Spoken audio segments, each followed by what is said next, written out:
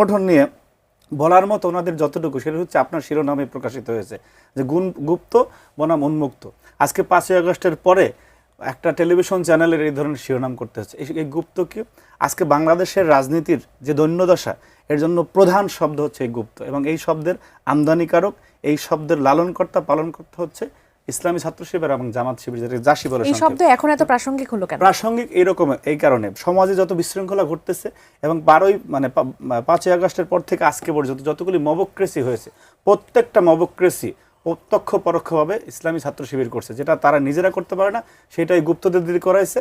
এবং আপনি দেখেন এই যে ডেইলি স্টার বলেন, উনি উদাহরণ দিয়ে দেখালেন, তথ্য দিয়ে দেখালেন, আপনি কি এভাবে দেখাতে পারবেন যে তারা কোন কোন মবক্রেসিগুলো আসলে করেছে? আমি উদাহরণটা হচ্ছে স্পষ্ট যে আপনার 12ই ফেব্রুয়ারি পর্যন্ত যতগুলি মবক্রেসি হয়েছে বাংলাদেশে, ঢাকা বিশ্ববিদ্যালয়, বাংলাদেশের সকল বিশ্ববিদ্যালয়, সেগুলি ওনারা নিজেরা করছেন, অথবা ওনাদের যে বি টিম সি টিম, এই যে আপনার এবি জুবায়ের, মোসাদ্দেক, আপনার রাজশাহী বিশ্ববিদ্যালয় সালাউদ্দিন আম্মার থেকে শুরু করে সব কিছু। যেমন একটা গুপ্ত উদাহরণ যে ওনারা 5ই আগস্টের পরে বললেন যে বিভিন্ন ক্যাম্পাসে যে ছাত্র রাজনীতি চলবে না।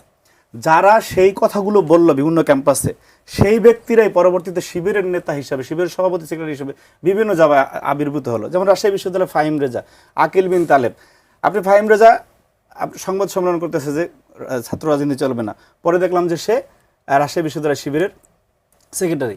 আপনার এই রাজশাহী মেডিকেল কলেজের প্রেসিডেন্ট সেক্রেটারি, তিতুমির কলেজের সেক্রেটারি, সে বারবার মানববন্ধন করছে যে না, ছাত্র রাজনীতি চলবে না। সে পরবর্তীতে রিয়াজুল, সে আবার সেক্রেটারি হয়েছে। আপনার এই ঢাকা বিশ্ববিদ্যালয়ে এই কথা বহুবার বলা হয়েছে যে মাজহারুল, ঢাকা বিশ্ববিদ্যালয়ে আপনার 5ই আগস্টের পরে 7 আগস্ট, 9 আগস্ট, 11 আগস্ট বারবার মানববন্ধন হয়েছে। একদল শিক্ষার্থী, সেই শিক্ষার্থীদের যে নেতৃত্ব দিয়েছে তাদের মানব সম্পদ বিষয়ক সম্পাদক মাজহারুল ইসলাম, পরবর্তীতে ক্যারিয়ার ডেভেলপমেন্ট সম্পাদক সম্ভবত হয়েছেন। সে পরবর্তীতে আবার শিবিরের নেতা হিসেবে আবির্ভূত হয়েছে।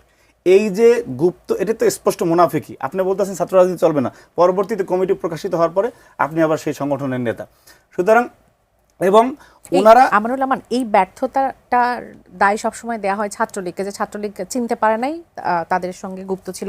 কিন্তু এই দায়টা কি আপনাদের উপরে কি আসে যে ছাত্রদল চিনতে পারে না? এই যে আপনি বললেন যে এরকম আপনারা কি নিজেদের প্রতারিত মনে করছেন? না, ওনারা, আপনি দেখেন ওনাদের সংগঠনের যে ইডিওলজি আছে, যে আদর্শের কথা আছে, সেখানে স্পষ্ট বলা আছে যে সংগঠনের অন্য সংগঠন করতে পারবে না, তার মধ্যে, অর্থাৎ প্রথমেই তারা নিজের সংগঠনের সাথে সাংঘর্ষিক কাজ করে, নিজের সংগঠনের সাথে সবিরোধিতা করে, কন্ট্রোভার্সি তৈরি করে অন্য সংগঠন করতেছে।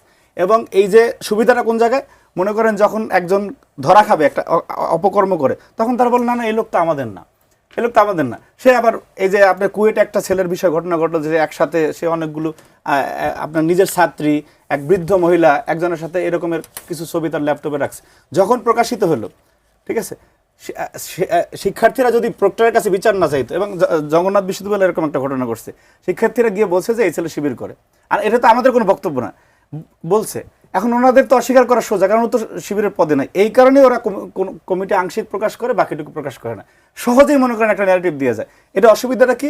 অসুবিধা হচ্ছে মনে করেন যে অপরাধীদের পার পেয়ে যাচ্ছে, বিশৃঙ্খলার খুব সুকৌশলে করতে পারতেছে। এই যে ডেইলি স্টার প্রথম আলো তো ছায়ানটে যে হামলা করলো, সেটিও ওনারা স্পষ্টভাবে অস্বীকার করতেন। যদি না আপনার জাহাঙ্গীরনগর বিশ্ববিদ্যালয়ের সেক্রেটারি, সে প্রকাশ্যে বলছে, সেই ফুটেজটা চলে আসছে। আপনার রাকসুর ভিপি এবং রাজশাহী বিশ্ববিদ্যালয় শিবিরের প্রেসিডেন্ট মুস্তাক, সে স্পষ্ট করে যখন বলছে যে এই ছায়ানট এগুলি সব ঘুরিয়ে দিতে হবে, জ্বালিয়ে দিতে হবে, তখন তারা আবার বলছে কি এটা ব্যক্তিগত বিষয়, ঠিক আছে, এটা ব্যক্তিগত বক্তব্য। আর বাংলাদেশের সেই সন্দ্বীপের কোন উপজেলার কোন ইউনিয়নের কোন ওয়ার্ডের কে একজন বিএনপি সমর্থন করে, এরকম একটা বিষয় আবার ওনারা ঢাকা বিশ্ববিদ্যালয়ের বিভিন্ন পেয়ে যায় না বলতেছেন বিএনপি শব্দের শেষ করে দিতেছে। এই যে মুনাফিকের রাজনীতি, এইটা বাংলাদেশের বর্তমান প্রেক্ষাপটে সবচেয়ে বড় সমস্যা। ওনারা বলে কি, ওনারা লেজুর ভিত্তি করে না। এই যে জনাব এসএম ফরহাদ, উনি দাঁড়িপাল্লার জন্য কতবার ভোট চাইছে এই 12ই ফেব্রুয়ারি নির্বাচনে, এটা কি লেজুর ভিত্তির উদাহরণ কিনা, সেই উত্তরটা উনি দেখ। জি, অসংখ্য